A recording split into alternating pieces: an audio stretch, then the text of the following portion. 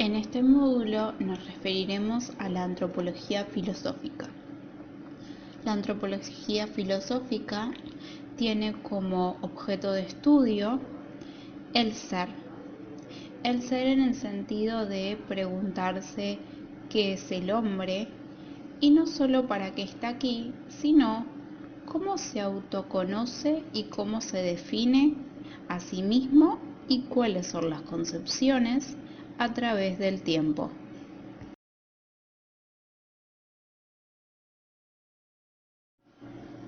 En la antigua Grecia, el oráculo de Delfos tenía una consigna, la cual rezaba: conócete a ti mismo.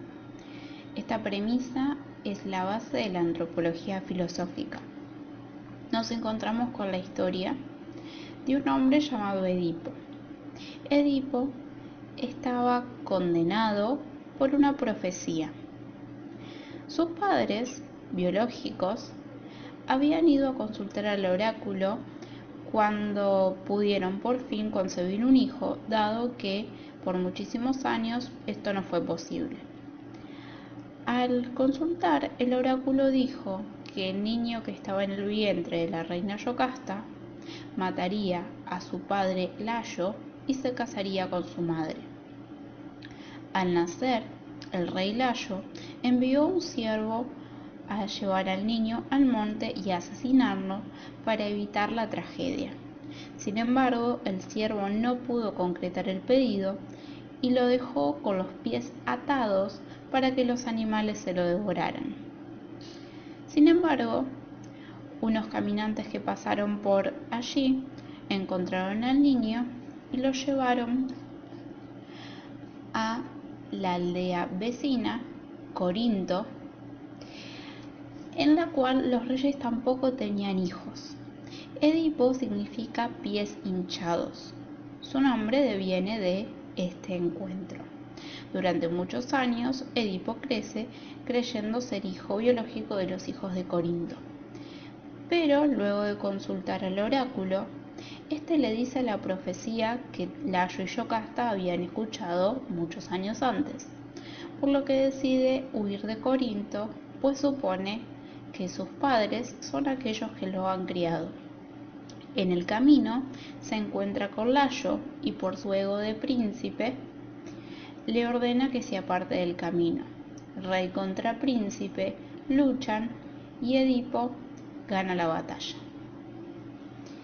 En el trayecto hacia Tebas, Edipo derrota a la Esfinge, la cual azotaba a la comunidad, y es coronado rey, dado que ya se ha transmitido la noticia de que Layo ha sido asesinado, pero no se sabe quién es el culpable. Posteriormente, Edipo se casa con Yocasta, su madre, sin saber aún la realidad. Con el tiempo, las pestes azotan al pueblo y se descubre que es la maldición por el incesto. Al consultar al oráculo y descubrir que el asesino había sido él mismo y que la promesa del oráculo se había cumplido, Edipo se quita los ojos y se condena a vivir errante a través del mundo acompañado por una de sus hijas. Este mito nos ayuda a comprender lo que la antropología filosófica refiere. Conocerse a uno mismo es un proceso que puede implicar grandes pérdidas y gran dolor, pero al fin y al cabo esa es la esencia del ser y debemos conocernos a nosotros mismos para poder comprender el mundo que nos rodea, nuestro pasado, nuestro presente y nuestro futuro. Edipo Rey ha sido usado para múltiples estrategias y explicaciones. La más famosa de ellas es la establecida por Sigmund Freud, llamada complejo de Edipo, bajo la cual los niños a determinada edad tienen el impulso inconfesable de casarse con su madre.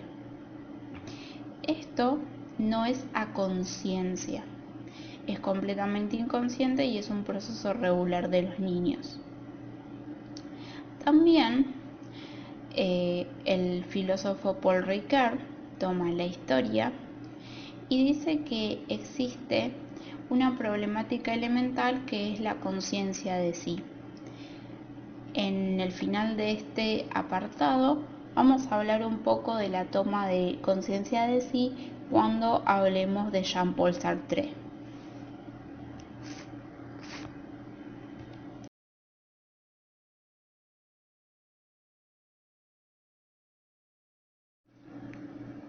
El mito de Edipo nos muestra un modelo de hombre.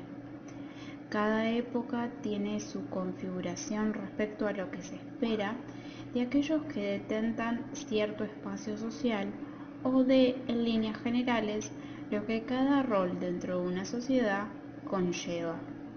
Edipo es un ejemplo trastocado de un héroe que es caído en tragedia. Es héroe al vencer a la esfinge y al tomar respeto en el camino contra Layo. Sin embargo, es desgraciado porque cumple la sentencia del oráculo. Su capacidad de conocerse a sí mismo se ve dada por el conocimiento de la verdad. Este conocimiento de la verdad, no solo como pasado y elemento no conocido dentro de la propia historia, es una referencia directa, como mencioné en la otra filmina, al psicoanálisis y a procesos inconscientes. Sigamos con esta idea del tipo de hombre en la sociedad griega. El tipo de hombre en la sociedad griega, según la concepción aristotélica, se vale de un supuesto en el cual el ser está compuesto de un cuerpo y un alma. El cuerpo es material y el alma es la forma que dota a ese cuerpo. Aristóteles, a diferencia de Platón y Pitágoras, dice que el cuerpo y el alma son un solo ser. El alma habita en el cuerpo y no es una esencia separada. Por lo que Platón va a definir que existen grados del alma en los cuales podemos hallarlos en diferentes elementos de la realidad. Para él existen 3 niveles de almas, las cuales cumplen diferentes tipos de funciones. Primero nos encontramos con un alma vegetativa, que refiere a las almas que ejecutan las funciones principales sin depender de otros. Por eso se menciona a los vegetales. El proceso de fotosíntesis implica que no necesitan un consumo excesivo o externo para poder sobrevivir. En la segunda línea tenemos el alma sensitiva, que refiere a los animales. Y finalmente tenemos el alma intelectiva, que es la que nos interesa, que refiere a la razón. En este punto, Aristóteles también hace una salvedad diciendo que existen 3 tipos de posibles accesos a la razón. El primer grado, el más inferior, es de aquel que puede solo obedecer órdenes y no puede analizarlas o crearlas. En este nivel se encuentran los esclavos. Luego, en el segundo nivel, se encuentran a los seres capaces de comprensión racional y que pueden obedecer y o ejecutar órdenes. En este lugar, Aristóteles posiciona a las mujeres en el sentido doméstico. Recordemos que en la sociedad griega solo se le permitía a los hombres filosofar. Las mujeres estaban en un rango inferior. Y finalmente, en el tercer rango, claramente por la definición de ciudadano que ya conocemos, se encontraban los hombres que tenían la capacidad de deliberar. En este sentido, en este último nivel, Aristóteles nos recalca algo que ya dije, que es el son politikon. explica la necesidad de la polis para que el hombre se realice, porque sin su sociedad el hombre jamás podría ser dotado de razón. Hombre y polis se necesitan de forma directa porque ellos son esenciales el uno por el otro. No se puede pensar a un hombre sin su polis. Los que existen fuera de la polis solo son los dioses y las bestias.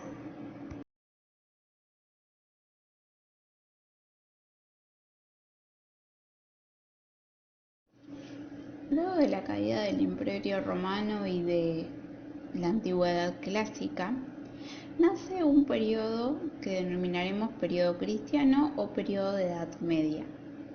La figura de San Agustín o San Agustín de Hipona, son la misma persona, es esencial para la filosofía de este periodo. Él trata de mediar entre los conflictos que hay en esta nueva religión con despegar al mundo clásico, quitar el politeísmo definitivamente del mundo. San Agustín va a plantear que todo lo que Dios crea es bueno, por ende la maldad no tiene razón de ser. San Agustín dice que el mal en realidad es un alejamiento progresivo del bien, dado que no existe la esencia del mal en sí, porque Dios no puede crear nada malo, pero sí existe un alejamiento del bien. Este alejamiento del bien es producido por una debilidad que viene dada por el pecado original. La naturaleza del hombre tiende a ser buena, pero es corrompida por su debilidad. A su vez, al tener libre albedrío, esta debilidad se conjuga con esta posibilidad y el hombre poco a poco se aleja del bien, por ende se aleja de Dios. Lo curioso de la concepción sanagustiniana es que no habla tanto de un nivel de devoción, sino de un nivel de amor. San Agustín dice que el amor en realidad es el fundamento y es la vocación sobrenatural del hombre que la llevará a ser un ser para Dios. También dice que como es este amor, el hombre persigue dos cosas: a Dios y a sí mismo. Entonces se encuentra en una batalla constante entre su amor hacia Dios y sus debilidades puestas por el pecado original. De ese modo, nunca llega a estar satisfecho del todo y solo en Dios puede alcanzar la plenitud. El amor es, en San Agustín, lo que hace verdaderamente libre a los hombres. El amor hacia Dios, no hacia las cosas. Entonces, en este sentido, San Agustín plantea que lo que nos lleva a la plenitud es el amor hacia la figura de Dios y no tanto la conducta devota, que es la que se afianza en los siglos posteriores a su muerte. Debemos aclarar para entender esto que San Agustín vive en los primeros años de la Edad Media, por lo que todas las concepciones posteriores ligadas a los sacrilegios y a mutilaciones y dolores, lo voy a explicar un poquito más adelante, no están dentro de sus parámetros. San Agustín explica que la fidelidad hacia Dios es un acto de amor, no es un sacrificio.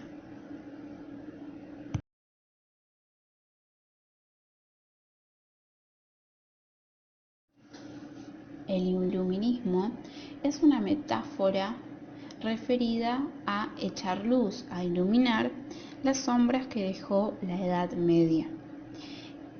Este es un movimiento de pensamiento en el cual el eje central es la razón y la capacidad del ser humano de superarse a sí mismo a través del conocimiento. Se caracterizó por la creación de métodos, lo que hoy conocemos como uno de los métodos científicos de hipótesis y comprobación, es creada por el iluminismo, y empiezan a categorizar al mundo en lo que hoy conocemos como la enciclopedia. Esto además es posible por la invención de la imprenta.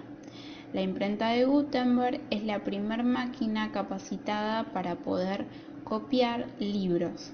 En la Edad Media los libros se copiaban a mano y había monjes llamados copistas que se dedicaban la vida entera a copiar libros, que muchos de ellos, curiosamente, terminaron siendo envenenados para que las personas no accedieran a esa información. Los referentes de este movimiento van a ser dos personas, si bien hay más autores en el módulo, nos vamos a centrar en Kant y en Smith.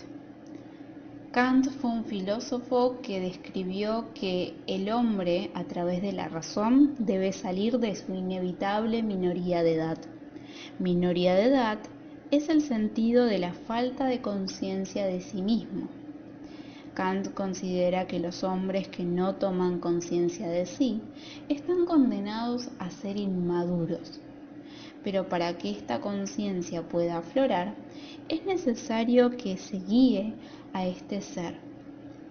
Kant demuestra la importancia de la educación y de un tutor o preceptor, como él lo llamará, que guíe a este niño o joven para poder comprender el mundo, construyendo su razón de sí. Por su parte, Adam Smith comienza a construir una teoría en un libro llamado La riqueza de las naciones, donde nos cuenta cómo el feudalismo se ha caído a pedazos y las naciones aún así han acumulado riquezas. Smith habla del principio de los bancos, del principio de los préstamos y de las leyes del libre mercado. En este momento empieza a aparecer con más fluidez el dinero, comienza a desaparecer paulatinamente el trueque y empiezan a establecerse los primeros mecanismos para lo que será la posterior revolución industrial.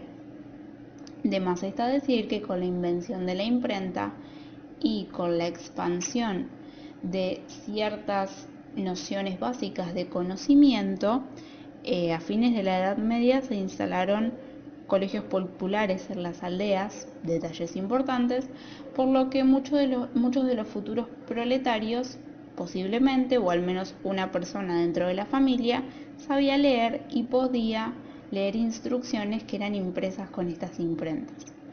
Todo termina teniendo que ver con todo, y volviendo al punto de Smith, él empieza a decir que la riqueza de las naciones no solo se acumula, sino tiene que multiplicarse, y que ésta debe multiplicarse en función del mercado.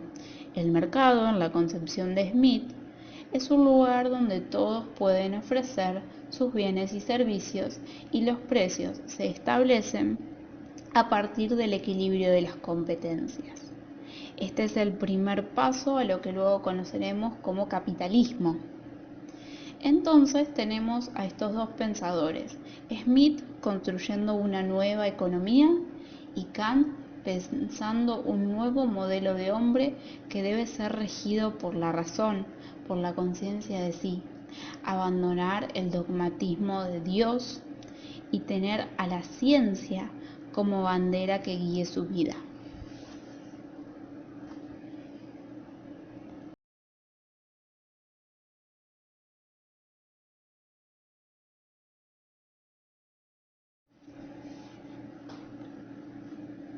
Era esperable que no solo un movimiento se pusiera en contra del dogmatismo imperante de la Edad Media. En ese sentido aparecieron los que llamaremos los románticos. Romantizar algo es sobrefabularlo en función de la pasión en nuestra concepción, moderna. Decimos que algo está romantizado cuando se pone algo, un ejemplo de superación donde hay negligencia, ¿sí? Donde tratamos de ver lo positivo dentro de un aspecto paupérrimo. Pero esta concepción de romanticismo, de romantizar acciones, nada tiene que ver con este movimiento. El romanticismo a lo que refiere es que el hombre es un todo integral y no necesariamente para tener conciencia de sí debe apelar solamente a la razón. Los románticos no desmienten la idea de la necesidad de una razón alejada del dogma. Ellos creen que es necesario equilibrar todas las capacidades humanas en función de un ser íntegro. No creen que haya necesidad de tomar a una de las cualidades del ser humano como superior y necesaria sobre las demás. En este sentido son una crítica hacia el iluminismo, porque el iluminismo piensa al ser humano como un ser dotado de razón y el romanticismo lo piensa como un ser dotado de pasión, por lo que la importancia del romanticismo será en el arte, porque las pasiones son expresadas, no tanto comunicadas y entendidas como lo son los descubrimientos científicos. Este hombre que ya está extinguido, dado que la incertidumbre empieza a aparecer en esta época, ya no pertenece a un señor feudal, ya no hay tantas aldeas, se tuvo que mudar a una urbe.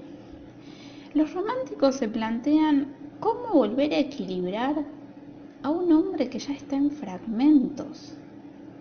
Tratar de racionalizar eso es imposible. Entonces ellos toman el arte como modelo de expresión de todo ese malestar. Los románticos también refieren a que el hombre, este nuevo hombre, ha sido despojado de todas sus capacidades, está alienado porque lo que produce no le pertenece, vende su fuerza de trabajo a cambio de un salario y quizás nunca llegue a percibir la completud del proceso bajo el cual está trabajando.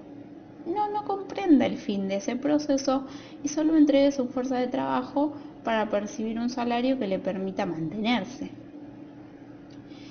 En este sentido, el romanticismo no solo critica al iluminismo, como dije en un principio, sino al orden burgués en general. El romanticismo no cree que el ser humano deba ser explotado para poder sobrevivir, básicamente.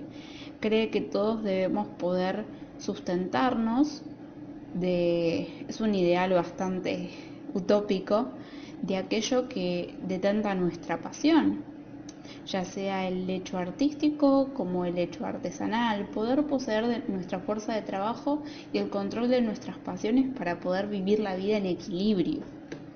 Ese es el fin romántico. Ellos no ven un progreso en esta fase de industrialización. Ellos creen que es un retroceso en el cual otra vez hay una dominación, solo que esta esclavitud, para esta época en la mayoría de las sociedades se había abolido la esclavitud, es una esclavitud autoaceptada y ellos la desprecian.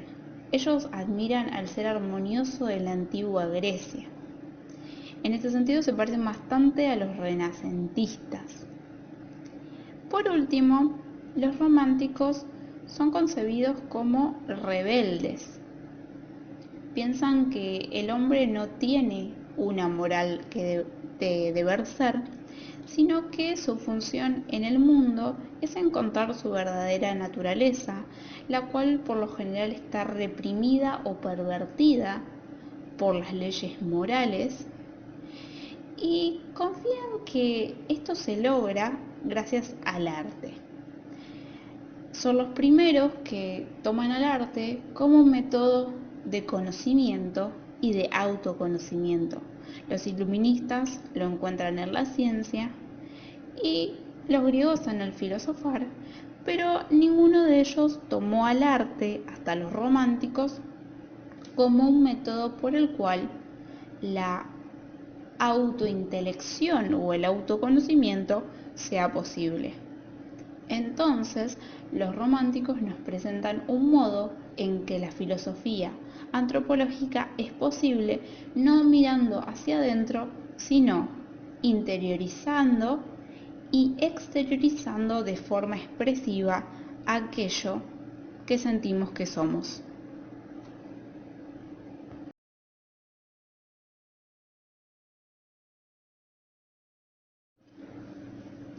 Otro autor que se opone a esta concepción dogmática de la realidad es Nietzsche. Nietzsche en un principio fue romántico, pero luego se inclinó hacia las posiciones opuestas y acabó por criticarlos también. Nietzsche es un gran crítico tanto del orden medieval como del iluminismo y el romanticismo. Para Nietzsche existe una potencia vital. Este concepto lo toma de Spinoza, que es otro filósofo que luego de un estudio profundo de la religión llegó a conclusiones bastante interesantes. Pero bueno, volviendo al punto, Nietzsche dice que la potencia es aquello que nos motiva a hacer en la vida y que no la poseemos, sino que somos en la potencia, estamos en la potencia, dado que ésta deviene de la interacción con los otros. Nietzsche está destacando la importancia de vivir en sociedad como lo hacían los griegos. Para Nietzsche, aquellos que potencian la potencia que uno posee son los que ayudan al progreso y configuran una posibilidad de construcción de valores. La palabra valor, Nietzsche hace todo un desarrollo al que llama genealogía, en la cual trata de entender de dónde viene aquello que valoramos. Nietzsche concluye que existen dos tipos de hombres y que cada uno de ellos construye valores. En el primer caso, los que se rigen por la potencia positiva van a construir valores de tipo positivo y que ayuden al progreso y a la construcción del conocimiento.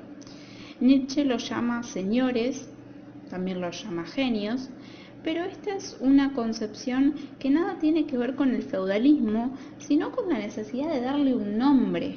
No es un posicionamiento social en sí, sino un tipo de distinción.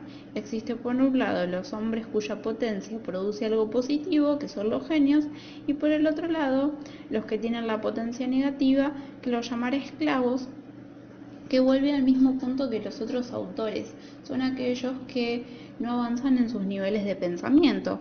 El genio es aquel que se atreve a pensar más allá de las estructuras. Nietzsche dice entonces que los valores están construyéndose constantemente, tanto los positivos como los negativos. Para él, la crítica de la realidad no se agota, dado que la realidad se modifica todo el tiempo y como todos los hombres son creadores de valores, esta valoración de la propia realidad va mutando todo el tiempo. Para Nietzsche existe una caída de valores antiguos.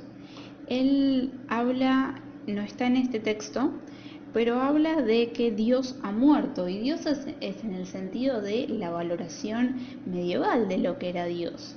Nietzsche plantea que es necesario reeditar los valores que rigen la vida moral y social para crear un nuevo orden.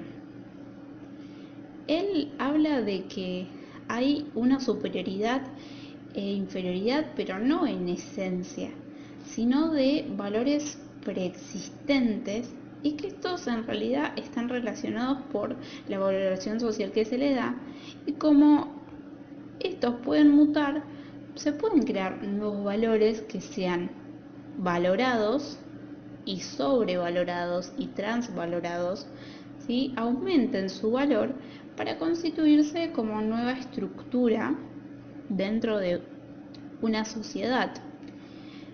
Dice que las potencias, y con esto finalizamos, tienen efectos, en el caso de las negativas, efectos represivos porque implican dogma, implican creencia poco fundamentada, implican superstición, y los positivos implican libertad.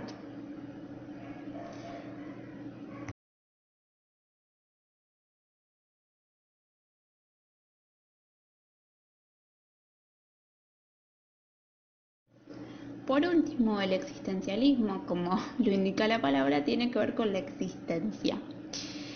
Hay una corriente filosófica que es de la última y principio, es gran parte del siglo XX, podríamos decir que es de la década de 1920 en adelante, después de la Primera Guerra Mundial. Aparecen figuras no solo como Nietzsche, sino como Jean-Paul Sartre. Ellos dicen que en realidad no existe una esencia que sea previa al hombre o que exista separado del hombre, sino que los hombres son en el momento que están siendo. La esencia depende del cuerpo y por ende se debe estar en un cuerpo para tener esencia. Es como un juego de palabras, pero lo existente es aquello que está aquí.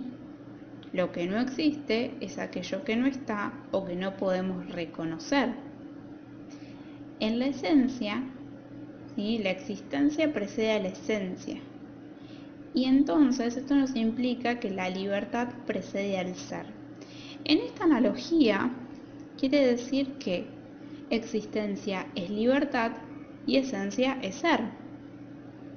Entonces los hombres naturalmente nacen libres. La libertad, curiosamente, implica responsabilidad.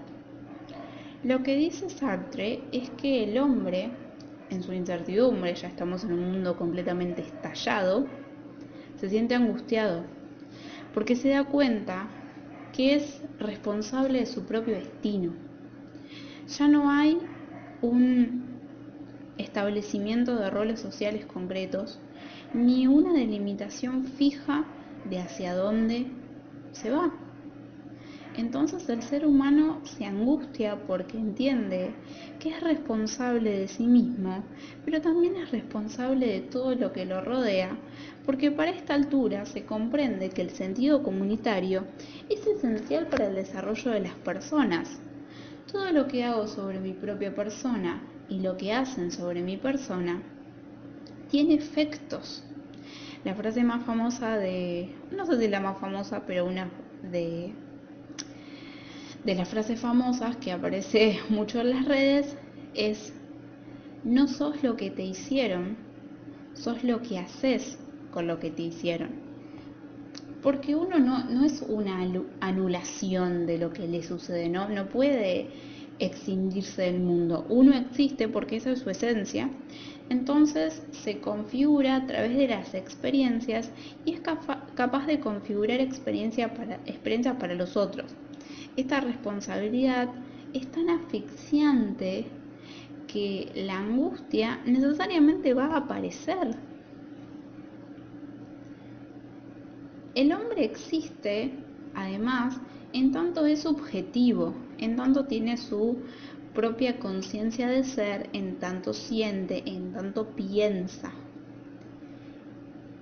Puede en su subjetividad y en su condena a ser libre entender y configurar su postura sobre las consecuencias de sus actos, definir aquello que considera bueno o malo, dado que como ya no está determinado por ninguna esencia divina o ninguna naturaleza de la condición humana, dado que su condición fundamental es ser libre y responsable de su destino, su función y su necesidad es la de estar en el mundo, estar allí para autovalerse, estar allí para los otros y estar allí para morir. La conciencia del existencialismo es aquella de que en algún momento vamos a morir. Ese es un elemento que no dice el texto, pero que es muy curioso porque son las tres características esenciales, ¿sí? Saber que estamos en el mundo, que debemos trabajar en él, que estamos con otros y que vamos a morir.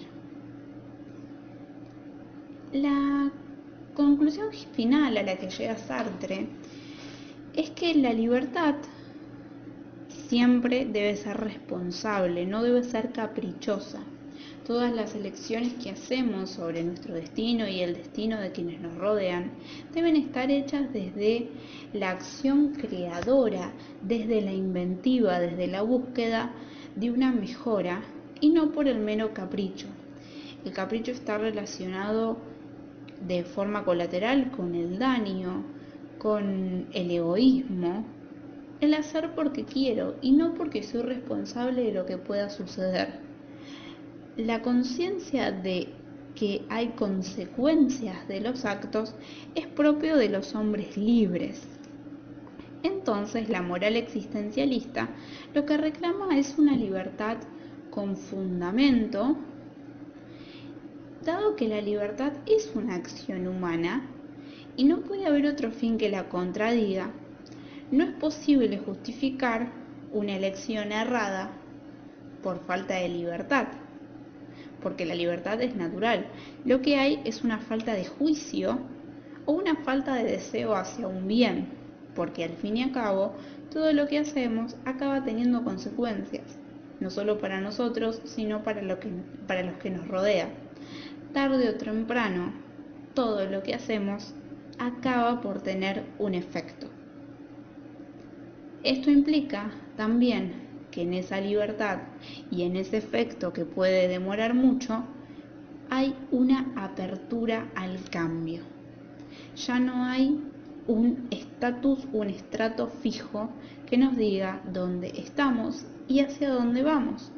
Por lo tanto, la historia, el mundo y nuestra propia existencia son una constante responsabilidad, pero también una constante posibilidad.